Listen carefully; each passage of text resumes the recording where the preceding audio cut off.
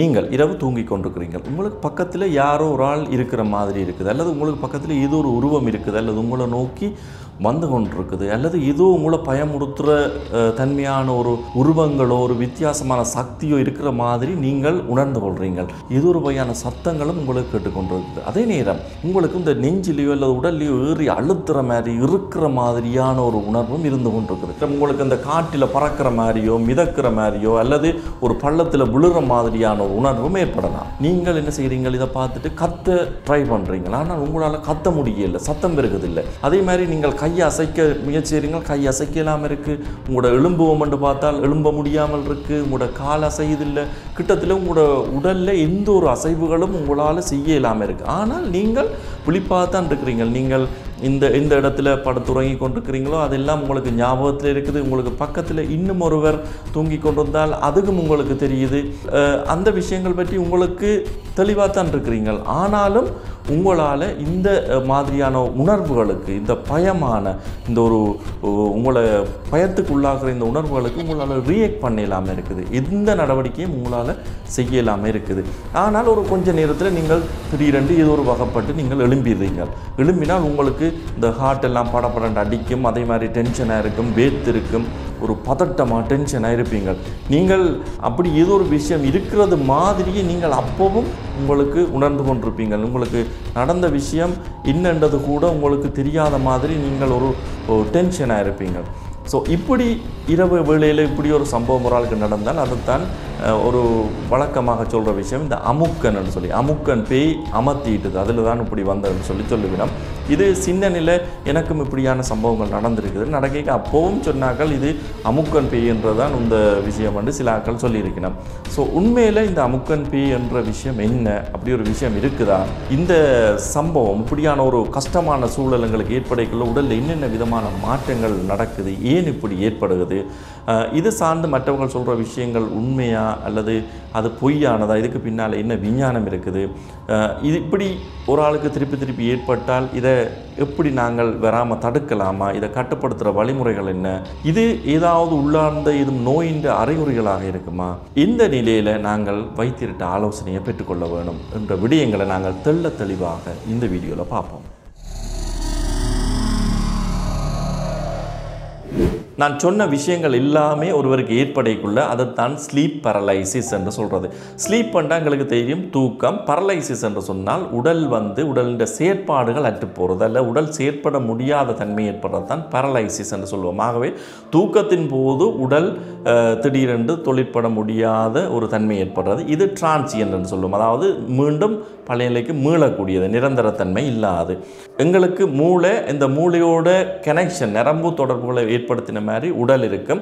இது ரெண்டுக்கும் இடையில் சரியான இந்த தொடர்பாடல் இருக்க வேணும். அப்போ தான் இந்த மூளை நினைக்கிறத எங்களோட உடல் செய்யும். ஆனால் நாங்கள் தூங்கைக்குள்ளே என்ன நடக்க போகுதுன்னு பார்ப்போம். தூக்கம் பொதுவாக 4 படிநிலைகளில் சொல்லுவோம். எங்களுக்கு தூக்க குணமாக தூக்க கலக்கம் அல்லது தூக்க அசதியாக இருக்குதுன்னு சொல்கிறத முதலாவது நிலையாக எடுத்துக்கொண்டால், நாங்கள் ஆழ்ந்த உறக்கத்துக்கு போகிறத 4வது நிலையாக சொல்லுவோம். அதை REM ஸ்லீப் என்று சொல்லுவோம். REM என்றால் ரேபிட் ஐ மூவ்மெண்ட் ஸ்லீப் என்று சொல்லுவோம். ரேபிட் ஐ மூவ்மெண்ட் என்ற பேரை என்னத்தை சொல்ல போதுன்னு சொன்னால், எங்களுடைய கண் அசைஞ்சு கொண்டிருக்கும் அந்த நேரத்தில். அப்போ ஒரு ஆள் ஆழ்ந்த தூக்கத்தில் இருக்க அவருடைய கண்ணில் ஒரு அசைவு இருந்து கொண்டிருக்கு. நீங்கள் சின்ன பிள்ளைகளை பார்த்துருப்பீங்க, அவைகள் தூங்கி கொண்டிருக்க ஆழ்ந்த தூக்கத்தில் இருப்பினும் ஆனால் கண் மடல் சிலவளை திறந்திருக்க நீங்கள் பார்த்தீங்கன்னா அந்த கண் அசைஞ்சு கொண்டிருக்கும். அதன் அர்த்தம் அவை ஆழ்ந்த உறக்கத்தில் இருக்கணும். இந்த ஆழ்ந்த உறக்கத்தில் தான் முக்கியமாக எங்களுக்கு கனவு வாரது.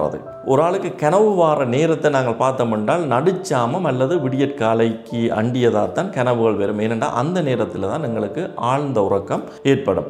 ஆகவே இந்த கனவுகள் விரைக்க முக்கியமாக இது எப்படி இருக்கும் என்றால் ஹொரராகத்தான் இருக்கும். அதாவது மிகவும் விவிட் ட்ரீம்ஸ் என்று சொல்லுவோம். கொஞ்சம் பயங்கரமான கனவுகளாகத்தான் இருக்கும். அப்போ இந்த கனவுகள் ஏற்படைக்குள்ள என்ன செய்யக்கூடாது, எங்களோட உடம்பு அதுக்கு ரியாக்ட் பண்ணக்கூடாது. அதால் இந்த ஆழ்ந்த தூக்கத்துக்கு போகைக்க எங்களோட மூளைக்கும் இந்த உடலின் தசைகளுக்கும் இடையிலான இந்த நரம்பு தொடர்புகள் வந்து தற்காலிகமாக துண்டிக்கப்படும். இந்த நிலையில் வந்து மசில் ஏட்டோனியான்னு சொல்லுவோம். தசைன்ற டோன்ண்டா அது டைட் ஆகி வர்றது டோன் என்று சொல்லுவோம். அது டோன் எதுவும் இல்லாமல் போகிறது ஏட்டோனியான்னு சொல்லுவோம். ஆகவே இந்த டைமில் தான் இந்த மசில் ஏட்டோனியா என்ற நிலை ஒன்று வரும். நாங்கள் ஆழ்ந்த தூக்கத்தில் இருக்கைக்குள்ள எங்களுடைய மூளைக்கும் எங்களுடைய தசைகளுக்கும் இடையிலான நரம்பு இடைத்தொடர் வந்து தற்காலிகமாக ஒரு இடைநிறுத்தம் ஏற்படும். இதே ஏற்படும் என்று சொல்லப்படுது என்றால் நாங்கள் அந்த கனவுகள் அதிகமான அந்த பயங்கரமான கனவுகள் காணக்கூடிய அந்த நேரத்தில் எங்களோட உடல் ரியாக்ட் பண்ணி சென்றால் என்ன நடக்கும்? உதாரணமாக நீங்கள் படுத்திருக்கீங்க, உங்களுக்கு பக்கத்தில் 2-3 பேர் யாரோ படுத்திருக்கணும். அந்த நேரத்தில் உங்களுக்கு பயங்கரமான கனவு வந்து நீங்கள் கையை காலையெல்லாம் போட்டு அடித்து எழும்பி ஓடி எல்லாம் செய்தீங்களான்னு சொன்னால் என்ன நடக்கும்? பக்கத்தில் படுத்திருந்த அவ்வளோ பேரும் ஹாஸ்பிட்டலுக்கு போக வேண்டி வந்துடும். ஆகவே தான் இது உடலின் ஒரு இசைவாக்கம், உடலின் ஒரு இயல்பான தன்மை என்னென்றால் நீங்கள் ஆழ்ந்த உறக்கத்துக்கு போக உங்களுடைய தசைகள் ரிலாக்ஸ் ஆகிடும். அந்த தசைக்கும் மூளைக்கும் இடையிலான தொடர்பாடல் கட்டுப்படுத்தப்படும், தடைப்படும்.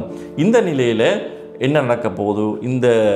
உங்களோட இந்த ஸ்லீப் பரலைசிஸ் என்ற இந்த அமுக்கன் பேய் என்று சொல்லப்படுற இந்த ஸ்லீப் பரலைசிஸ் என்ற சம்பவம் எப்போ நடக்கும்னா நீங்கள் ஆழ்ந்த தூக்கத்துக்கு போய்க்குள்ள அல்ல ஆழ்ந்த தூக்கத்துக்கு இருந்து வெளியேற அந்த இடப்பட்ட டைமில் சொல்லலாம். இப்போ நீங்கள் ஆழ்ந்த தூக்கத்துக்கு போய்க்குள்ள என்ன செய்யும்? உங்களுடைய மூளையும் அந்த நேரம் ஓய்வெடுக்க தொடங்கிடும், உங்களுடைய தசைகளும் ஓய்வெடுக்கும். ஆனால் ஒரு கட்டத்தில் என்ன செய்யும் என்று சொன்னால் உங்களோட மூளை விழிப்படைஞ்சிடும் அல்லது உங்களோட மனது விழிப்படைஞ்சிடும்.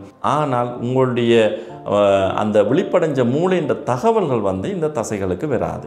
அப்போ அந்த நேரத்தில் தான் நீங்கள் உணர்ந்து கொள்வீங்கள், சுற்றி வர என்ன விஷயங்கள் நடக்குது, நான் படுத்திருக்கிறேன்னு இதுதான் நடக்குதுன்றதெல்லாம் உங்களுக்கு தெரியும். ஆனால் நீங்கள் எழும்போணுமோ நடக்கணுமோ கைகால அசைக்கணுமோ என்று நீங்கள் நினைக்கிற விஷயத்தை உங்களால் செய்யலாமல் இருக்கும். ஏனென்று சொன்னால் அந்த நரம்பு தொடர்பு அந்த இடத்துல அந்த நேரத்தில் இருக்காது. இதால் தான் நீங்கள் உங்களை சுற்றி உள்ள விஷயத்தை உணர்ந்து கொண்டிருப்பீங்கள். ஆனால் உங்களுக்கு தேவை ஏற்படைக்க உங்களால் இந்த ரியாக்ஷனும் செய்கிறதுக்கு உங்களுடைய தசைகள் இயங்காமல் போகும். சரி, இதெல்லாம் இப்படி இருந்தாலும் அப்போ அந்த ஒரு உருவம் வார மாதிரி அல்லது யாரோ இருக்கிற மாதிரி அல்லது சத்தம் கேட்குற மாதிரி இருக்கிறது அல்லது நெஞ்சு அமுக்கிற மாதிரி இருக்கிறது, அதுக்கு என்ன காரணம் என்று பார்த்தோம் என்றால் அதுதான் ஹலுசினேஷன். ஹலுசினேஷன் என்றால் என்ன? ஒரு இல்லாத விஷயம் இருக்கிற மாதிரி எங்களுக்கு தெரிகிறது, அப்படி உணர்ந்து கொள்கிற தன்மை. இது பொதுவாக யாரில் இருக்கும் என்றால் எங்களுக்கு நாங்கள் இந்த சைக்காட்ரிக் பேஷண்ட் கொஞ்சம் மனநோயாளிகள். இந்த மனநோயாளிகளை பொறுத்தவரையும் என்ன செய்யணும்? யார் ஒருவருமே அங்கே நிற்க மாட்டோம், ஆனால் யார் ஒரு ஆள் நிற்கிற மாதிரி அவை கதைச்சு உணர்ந்து அதை கதைச்சு கொண்டிருப்பினோம். அதே மாதிரி திடீரென்று இருந்தால் போல் ஓடுவினோம், யாரோ அவர்களை துரத்துற மாதிரி உணர்ந்து கொண்டு அவை அப்படி ஓடுவினோம். அல்லது சம்பந்தம் இல்லாத விஷயங்களை கதைப்பினம். அவைகளை பொறுத்தவரையும் அது யாரோ ஒருவருக்கு சொல்கிற மாதிரி அவியல் உணர்ந்து கொள்ளுவினம். இது ஹலுசினேஷன், இல்லாத ஒரு விஷயம் இருக்கிறதாக உணரப்படுற தன்மை. அதே விஷயம்தான் இங்கே வருகுது. இங்கே வந்து வர்ற ஹலுசினேஷன், இந்த ஹலுசினேஷனில் பல வகை இருக்குது. ஆனால் இதில் முக்கியமான ஒரு 3 வகையான ஹலுசினேஷன் தான் கூடுதலாக உருவாகிறது. என்ன? ஒன்று வந்து டெக்டைல் ஹலுசினேஷன். டெக்டைல்ன்றது தொடுகை சார்ந்த ஒரு விஷயம். எங்களுக்கு அப்படி இருக்காது, ஆனால் இருக்கிற மாதிரி இருக்கும். அதான் எங்களுக்கு இருக்கிற மாதிரி, அழுத்துற மாதிரி அல்லது யாரோ பிடிச்சி எங்களை நெரிக்கிற மாதிரியான உணர்வு வருது. அடுத்தது வந்து விஷுவல் ஹலுசினேஷன். விஷுவல்ண்டா பார்வை. அதில் தான் எங்களுக்கு அந்த ஒரு உருவம் இருக்கிற மாதிரியோ அல்லது ஏதோ ஒரு உருவம் எங்களை நோக்கி வர மாதிரியோ இல்லை யாரோ ஒரு ஆள் பக்கத்தில் இருக்கிற மாதிரியோ அப்படியான உணர்வுகளை கொடுக்கறதெல்லாம் இந்த விஷுவல் ஹலுசினேஷன். அடுத்தது வந்து ஆடிட்டரி ஹலுசினேஷன். ஆடிட்டரி என்றால் கேட்டல் சம்பந்தப்பட்டது. அப்படி ஒரு விஷயமே இருக்காது, ஆனால் எங்களுக்கு ஒரு அந்த சத்தம் கேட்கும், யாரோ கதைக்கிற மாதிரி இருக்கும், யாரோ எங்களை பற்றி தவறாக சொல்கிற மாதிரி இருக்கலாம், அல்லது ஏதோ பயங்கரமான ஒரு வித்தியாசமான ஒலி எழும்புற மாதிரி இருக்கலாம். இது வந்து ஆடிட்டரி ஹலுசினேஷன். இந்த ஹலுசினேஷன் தான் எங்களுக்கு இந்த மற்ற உணர்வுகளை உருவாக்குது. இப்போ உங்களுக்கு தெளிவாக தெரியும், இந்த அமுக்கன் பேய் அல்லது அமுக்கன் என்றது வந்து ஒரு விஞ்ஞான ரீதியாக வந்து என்னோட தூக்கம் சார்ந்த ஒரு பிரச்சனையில் வாரது. அதாவது நீங்கள் தூங்கி கொண்டிருக்கீங்க, உங்களோட மூளைக்கும் உடலுக்குமான முக்கியமாக இந்த தசைகளுக்கும் இடையிலான தொடர்பு இந்த ஆழ்ந்த உறக்கத்தின் போது தற்காலிகமாக கட்டுப்படுத்தப்படும். இந்த கட்டுப்படுத்துகிற தன்மையில் உங்களுடைய மூளை ஏதோ ஒரு காரணத்துக்காக விழிப்படைஞ்சு கொள்கிற சந்தர்ப்பத்தில் உங்களால் உடலில் எந்த செயற்பாடுகளையும் செய்ய முடியாது. அதே நேரம் உங்களுக்கு இந்த ஹலுசினேஷன்ஸ் என்று இல்லாத விஷயம் இருக்கிற மாதிரியான உணர்வும் ஒன்று அங்கே உருவாக்கப்படைக்குள்ள உங்களுக்கு இந்த ஒரு இக்கட்டான தன்மை ஒன்று உருவாகுது. அதைத்தான் நாங்கள் என்ன சொல்கிறோம்? ஸ்லீப் பரலைசிஸ் என்று சொல்லப்படுகிறது.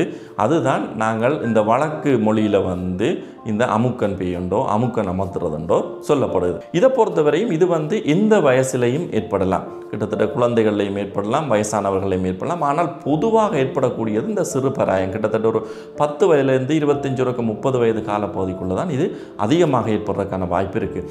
இது பாப்புலேஷன் ஜனத்தொகையில் பார்த்தோம்னா கிட்டத்தட்ட 60% ஆட்கள் 20 தொடக்கம் 60% ஆட்கள் இதால் பாதிக்கப்பட்டு கொண்டிருக்கிறதாக ஒரு ஆய்வு சொல்லுது.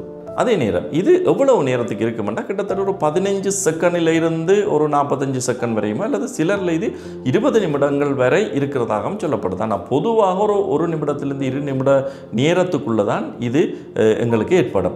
இதை நாங்கள் வராமல் தடுக்கலாமா அல்லது இதால் என்னென்ன பாதிப்புகள் ஏற்படலாம் என்று பார்த்தால் வராமல் தடுக்க முடியாது. ஆனால் சில காரணங்கள் இப்படியான தன்மை மாறதை தூண்டும். அது என்ன காரணங்கள்ன்றதை கண்டறிஞ்சு அதை நாங்கள் கட்டுக்குள்ளே கொண்டு வரலாம். ஆனால் இதில் முக்கியமான பொதுவான பிரச்சனை கொஞ்சம் இருக்குது. என்னென்றால் இது ஒரு எப்படித்தான் நாங்கள் சொன்னாலும் ஒரு பய உணர்வு உடலில் எங்களை அறியாமலே நாங்கள் பயந்து ஒரு டென்ஷன் ஆகிற ஒரு பதட்டம் ஒரு இமோஷனலாக எங்களுக்கு ஒரு பெரிய டிஸ்டர்ப் ஆகக்கூடிய ஒரு சிச்சுவேஷன் தான் அது. ஆகவே இந்த நிலை தொடர்ந்து இருக்கும் என்று சொன்னால் நாங்கள் சைக்காலஜிக்கலாக நாங்கள் அடுத்த நாள் எங்களுடைய வேலைகளை கவனிக்க இல்லாத நிலை ஏற்படும். அடுத்த நாள் முழுக்க தூக்க கலக்கமாக இருக்கும். இப்படி அது ஒரு உளவியல் ரீதியாக கொஞ்சம் ஒரு டிஸ்டர்ப் பண்ணக்கூடிய ஒரு நிலையை உருவாக்கும். ஆனால் இது சிலருக்கு இந்த உளவியல் சார்ந்த சில நோய் நிலைகளின் ஒரு அறிகுறியாக வெளிப்படலாம்னு சொல்லப்படுது. அது எப்படியான நிலைகள் என்று நாங்கள் தொடர்ந்து பார்ப்போம். இது யாரில் அதிகமாக வர்றதுக்கான சந்தர்ப்பங்கள் இருக்குன்னு பார்த்தால் முதலாவது போதிய அளவு தூக்கம் இல்லாதாக்கள். எங்களுக்கு தெரியும் வளர்ந்த ஆக்களுக்கு கிட்டத்தட்ட 7 தொடக்கம் 9 மணித்தியாலம் குறைஞ்சது 7 தொடக்கம் 8 மணித்தியாலங்கள் எங்களுக்கு தூக்கம் கட்டாயம் தேவை. அப்படி இல்லாமல் சில ஆக்கள் 2 மணித்தியாலம் தூங்குற 3 மணித்தியாலம் தூங்குற அப்படி தூங்குற ஆக்களும் இருக்கிறார். சிலர் அந்த தூங்குறதுக்கான நேரம் இருந்தாலும் போய் அவை தூக்கத்துக்கு போனாலும் அந்த ஒரு 3-4 மணித்தியாலம் மட்டும்தான் தூக்கம் வரும். அப்படி இந்த போதிய அளவு குவாலிட்டியான தூக்கம் இல்லாத ஆக்களுக்கு இது வர்றதுக்கான வாய்ப்புகள் இருக்குது. அடுத்ததாக உரிய நேரத்துக்கு தூங்க போகாத ஆக்கள் இந்த ஸ்லீப் ஷெடியூல் என்று சொல்லுவோம். சிலர் பார்த்தால் ஒவ்வொரு நாளைக்கு ஒவ்வொரு நேரத்துக்கு தூங்க போவினோம். ஒரு நாளைக்கு 10 மணிக்கு, ஒரு நாளைக்கு 12 மணிக்கு, ஒரு நாளைக்கு அதிகாலை 2 மணிக்கு. இப்படி ஒரு உரிய நேரத்துக்கு ஒரு ஒரே நேரத்தில் தூங்க போகிறது மிக முக்கியமானது. அப்படி செய்யாமல் விடுற ஆக்களுக்கும் இந்த ஸ்லீப் பேரலைசிஸ் வர்றதுக்கான சந்தர்ப்பம் அதிகம் இருக்கிறதாக சொல்லப்படுது. அடுத்ததாக இந்த நார்கோலெப்சி என்று சொல்லுவோம். அதாவது பகல்லையும் இந்த நித்திரை தூங்கி கொண்டிருக்கிறார்கள். சிலருக்கு என்னென்றால் இந்த தூக்கம் பகலில் விழிப்பாக இருக்கணும், இரவில் தூங்கணுமென்ற இந்த மூளைன்ற கட்டுப்பாடு கொஞ்சம் தளர்ந்து போகிற நிலை இருக்கும் சில ஆக்களுக்கு. ஆகவே பகல்லையும் இவை தூங்கி வேணும். சிலரை பார்த்தீங்கன்னா ஒரு 2 நிமிஷம் ஒரு ஓய்வாக இருந்தாலோ இல்லை அமைதியாக இருந்தாலோ அந்த இடத்துல தூங்கிடு வேணும். சில ஆக்கள் குரட்டை கூட விட வேணும். ஸோ இது நார்கோலெப்சி என்று சொல்கிற ஒரு நிலை. இந்த நிலை இருக்கிற ஆக்களுக்கும் இந்த ஸ்லீப் பேரலைசிஸ் வரதுக்கான வாய்ப்புகள் இருக்குது. இதை விட நாங்கள் ஏற்கனவே ஒரு வீடியோவில் பார்த்துருக்கிறோம் இந்த ஒப்ஸ்ட்ரக்டிவ் ஸ்லீப் அப்னியான்னு சொல்லி, அதாவது தூங்கிக்க குரட்டை விட்டு அந்த மூச்சந்திரம் ஏற்படுறாக்கள் அவைகளுக்கும் இப்படியான இந்த ஸ்லீப் பேரலைசிஸ் ஏற்படுறதுக்கான வாய்ப்புகள் இருக்குது. நாங்கள் ஏற்கனவே பார்த்த மாதிரி சில உளவியல் சார்ந்த நோய் நிலை உள்ளாக்களுக்கும் இது வரக்கூடிய வாய்ப்புகள் இருக்கிறதாக சொல்லப்படுது. முக்கியமாக இந்த ஆன்சைட்டி, பைபோலர் டிஸார்டர், அதை விட இந்த PTSD என்று சொல்வோம், போஸ்ட் ட்ரோமேட்டிக் ஸ்ட்ரெஸ் டிஸார்டர். இது ஒரு ட்ரோமா, அதாவது உளவியல் சார்ந்த ஒரு பெரிய பாதிப்பு, பெரிய பிரச்சனை, தாங்க முடியாத பிரச்சனை வந்ததுக்கு பின்பாக இது குழந்தைகளையும் பெறலாம், பெரியவர்களையும் பெறலாம். அதற்கு பின்பாக இந்த ஸ்லீப் பேரலைசிஸ் எபிசோட்ஸ் அடிக்கடி வர்றதுக்கான வாய்ப்புகள் இருக்குது. இதை விட பேனிக் டிஸார்டர்னு சொல்லுவோம். அதிக அளவில் பயப்படுற எபிசோட் வரும், திடீரென்று சம்பந்தம் இல்லாமல் பயப்படுவினம். ஸோ இப்படியான ஆட்களுக்கும் இரவில் இந்த ஸ்லீப் பேரலைசிஸ் வர்றதுக்கான வாய்ப்புகள் இருக்குது. இதற்கு மேலதிகமாக சில மருந்துகள், முக்கியமாக இந்த அட்டென்ஷன் டெஃபிசிட் ஹைப்பர் ஆக்டிவிட்டி என்று சொல்லுவோம். சின்ன பிள்ளைகளில் வர ஒரு விஷயத்தில் கவனம் செலுத்தாமல் வேறு புலன்களில் போய்கொண்டே இருப்பினோம்னு சொல்லி அப்படியான ஒரு நோய் நிலை, அதுக்கு பாவிக்கிற சில மருந்துகளால் வரலாம். இதை விட மது, புகைத்தல், போதைப்பொருள் இதை பாவிக்கிறார்களுக்கும் வர சந்தர்ப்பம் அதிகமாக இருக்குது. அதே நேரம் இந்த மல்லாந்து படுக்கிறவர்களுக்கும் இது வர்றதுக்கான வாய்ப்பு இருக்கிறதாக சொல்லப்படுது. ஆகவே இப்படி அடிக்கடி வர்றாக்கள் இருந்தால் நீங்கள் சரிந்து ஒரு பக்கமாக சரிந்து படுக்கிறதால இது வர்றதுக்கான சந்தர்ப்பத்தை குறைச்சி கொள்ளலாம். ஆனால் நீங்கள் எப்படி படுத்தாலும் வர்றதுக்கான வாய்ப்பு இருக்குது. ஆனால் மல்லாந்து படுக்கிறதோடு ஒப்புடைக்க ஒரு பக்கமாக சரிந்த படுக்கைக்கு இது வர்றதுக்கான சந்தர்ப்பம் குறைவாக இருப்பதாக சொல்லப்படுது. சரி, இதை தடுக்கிறதுக்கான வழிமுறைகள் என்னென்று பார்த்தால் முதலாவது உங்களோட தூக்கத்தை சரிப்படுத்துகிற ஒன்று குவாலிட்டியான தூக்கம், கிட்டத்தட்ட 7 தொடக்கம் 8 மணித்தியாலங்கள் இருக்க வேணும், போதிய அளவு தூக்கம் இருக்க வேணும். ரெண்டாவது உங்களோட ஸ்லீப் ஷெடியூல் மாறிக்கொண்டிருக்கக்கூடாது, ஒவ்வொரு நாளும் ஒரே டைமுக்கு தூங்கி எழும்ப வேணும். அடுத்ததாக நீங்கள் இந்த தூங்க போகிறதுக்கு முதல் முக்கியமாக இந்த கேஃபீன், ஆல்கஹால், ஸ்மோக்கிங் இதுகள் எல்லாத்தையும் தவிர்த்து கொள்ள வேணும். அதே நேரம் உங்களுக்கு இந்த ஆன்சைட்டி, டிப்ரெஷன் இது சார்ந்த பிரச்சனைகள் எதுவும் இருந்தால் நீங்கள் வைத்தியத்தை காட்டி அதுக்கான சிகிச்சைகளை பெற்றுக்கொள்ள வேணும். அதே நேரம் நீங்கள் மெல்லாந்து படுப்பவராக இருந்தால் நீங்கள் செறிஞ்சு படுக்கிறதாலையும் இப்படி ஏற்படுற தன்மையை நீங்கள் குறைச்சி கொள்ளலாம். நீங்கள் எப்போ வைத்தியத்தை ஆலோசனையை பெற்றுக்கொள்ள வேணும் என்றால் உங்களுக்கு இது அடிக்கடி வருகிறது, உங்களோட தூக்கம் பாதிக்கப்படுது, அதே நேரம் மறுநாள் உங்களுடைய அன்றாட வேலைகளை செய்கிறதுல உங்களுக்கு நிறைய பிரச்சனைகளாக இருக்குது, உங்களுடைய குவாலிட்டி ஆஃப் லைஃப் பாதிக்கப்படுது. அதே நேரம் இதோட சேர்ந்ததாக நீங்கள் உங்களுடைய ஒரு உளச்சோர்வு அல்லது சில வேறு அறிகுறிகளை நீங்கள் உணர்றீங்கள் அல்லது மற்றவர்கள் உங்களை பார்த்து உங்களில் சில மாற்றங்கள் இருக்கிறதாக சொல்லுகிறோம் என்ற நிலையெல்லாம் இருக்கும் என்று சொன்னால் நீங்கள் கட்டாயமாக வைத்தியர்கிட்ட காட்டி நீங்கள் வைத்திய ஆலோசனையை பெற்றுக்கொள்ள வேணும். அதற்கு உள்ளார்ந்ததாக வேறு ஏதும் நோய் நிலைகளால் தான் இது ஏற்பட்டு கொண்டிருக்குது என்று சொன்னால் அதுக்கான சிகிச்சை பெறுவதன் மூலமாக நீங்கள் ஸ்லீப் பேரலைசிஸ் ஏற்படுறதை நீங்கள் தவிர்த்து கொண்டு நீங்கள் ஒரு குவாலிட்டியான வாழ்க்கை முறையை வாழ்ந்து கொள்ளலாம். இதில் முக்கியமான ஒரு விழிப்புணர்வு விஷயம் என்னென்னு சொன்னால் இது பேயோ பிசாசோ ஆவியோ எதுவுமே இல்லை. இது வீட்டில் வாஸ்து பிழையோ அல்லது வீட்டில் ஒரு ரூமில் இருக்கிற பிரச்சனையோ அல்லது வீட்டில் ஏதாவது ஒரு தீய சக்தி இருக்குதுன்றதோ அப்படியெல்லாம் நினைக்க வேண்டிய எந்த அவசியமும் இல்லை. உண்மையான பிரச்சனை நான் ஏற்கனவே உங்களுக்கு விளங்கப்படுத்தின அதே பிரச்சனை தான். இதால் ஏதாவது உடனடி பாதிப்பு ஏற்படுமா, இப்படி இந்த மூச்சு திணறல் அல்லது ஒரு அந்தரப்படுறதால ஏதாவது உயிராபத்து ஏற்படுமாண்டா அப்படி எதுவுமே ஏற்படாது. அப்படி எதுவும் ஏற்பட்டதாக இதுவரை எந்த பதிவும் இல்லை. ஆகவே நீங்கள் அதை பற்றியெல்லாம் பயப்பட வேண்டிய அவசியம் இல்லை. இது ஒரு ஷார்ட் டைம், ஒரு கொஞ்சம் டைமில் வந்து போகிற விஷயம். அதன் உண்மைத்தன்மை இதுதான் என்றதை நீங்கள் புரிஞ்சு கொண்டு அதற்கு ஏற்ற வகையில் நீங்கள் நடந்து கொள்வதும் இதில் நீங்கள் சரிப்படுத்தப்பட வேண்டிய விஷயங்கள் ஏதாவது உங்களுக்கு இருக்குமென்று சொன்னால் அதை நீங்கள் சீர் செய்து கொள்வதன் மூலமாக நீங்கள் இதில் இருந்து விடுபட்டு ஒரு சிறப்பாக வாழலாம். ஏற்கனவே நான் சிறியவனாக இருந்த போது கூட எனக்கு இந்த அமுக்கன் பேய் என்ற ஒரு விஷயம்தான் இதுக்கு பின்னால் சொல்லப்பட்டு கொண்டிருந்தது. நான் பிறகு இதை தெரிஞ்சு கொண்ட போது தான் இது அப்படி இல்லை என்றது தெரிய வந்தது. ஆகவே உங்களில் பலருக்கும் இது முக்கியம் தேவை. ஆகவே நீங்கள் இதை அதிகளவில் ஷேர் பண்ணுங்க. பல பேர் இதை பார்த்து விழிப்புணர்வடைய வேணும். அதே நேரம் என்னுடைய ஒரு முக்கியமான வேண்டுகோள், நீங்கள் உங்களுடைய உடலை பற்றி உங்களுடைய ஆரோக்கியம் பற்றி விழிப்புணர்வான விடயங்களை பற்றி நீங்கள் அறிந்து கொள்ள வேண்டியது மிகவும் முக்கியம். அது இருந்தால் உங்களை யாரும் ஏமாற்ற முடியாது. இந்த மருத்துவம் என்ற ரீதியில் ஏமாற்று வேலைகள் நிறைய நடந்து கொண்டிருக்கு. அதை சார்ந்து நீங்கள் அதை பற்றிய உண்மைத்தன்மை தெரியாமல் பலர் அதை நோக்கி போய் பல பாதிப்புகள், உங்களுடைய சொத்துக்களை இழக்கிறது, உங்களுடைய பணத்தை இழக்கிறது எல்லாம் நடந்து கொண்டிருக்குது. ஆகவே இதிலிருந்து நீங்கள் விழிப்புணர்வாக இருக்கணும் என்றால் இப்படியான விடயங்களை நீங்கள் தொடர்ந்து பாருங்கள். தொடர்ந்து நீங்கள் இப்படியான விடயங்களை பார்க்குறக்கு இந்த சேனலை சப்ஸ்கிரைப் பண்ணுங்கள். மீண்டும் ஒரு உங்களுடைய ஆரோக்கியம் மற்றும் விழிப்புணர்வு சார்ந்த ஒரு வீடியோவோட உங்களை சந்திக்கிறேன். நன்றி, வணக்கம்.